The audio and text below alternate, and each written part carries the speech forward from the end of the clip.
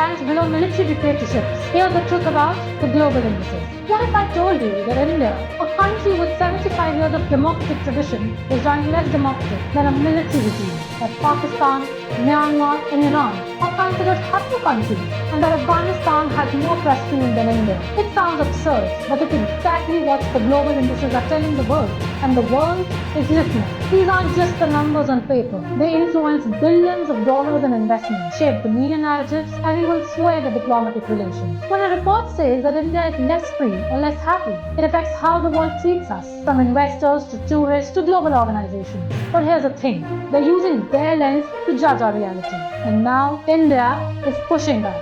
A new report suggests India is working on its own global democracy index, a homegrown alternative to decades of Western-dominated rankings, developed by Indian think tanks. And for the first time, India is not just responding to the criticism, it's rewriting the narrative. Because let's be honest, if the game is rigged, maybe it's time to change the rules. Let's break it down. Liberal Democracy Index put India at 104, but Niger, a country under the military rule, is ranked higher where the president was deposed and the democracy was collapsed. Happiness Index, India ranks at 126, below Pakistan, where the inflation is out of control, Myanmar, torn apart by civil war, Iran, run by a theocratic regime, and even Palestine and Ukraine, both caught in conflict zone. The Press Freedom Index, India is placed at 161 of 180, below Afghanistan. You heard that right, Afghanistan, where journalists face brutal censorship and life-threatening restrictions. Are we really supposed to believe that? So how you deal with these global rankings come up with such bizarre results? There are two reasons for it. The one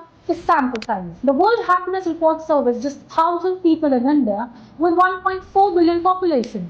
It's statistically irrelevant. Subjective questionnaire and the Western lens. Press freedom is judged by just 10 handpicked experts per country. Who picks them? What are the biases? We don't know. What we know is that they view freedom and democracy through a very bureaucratic lens. And every year, the top ranks looks the same.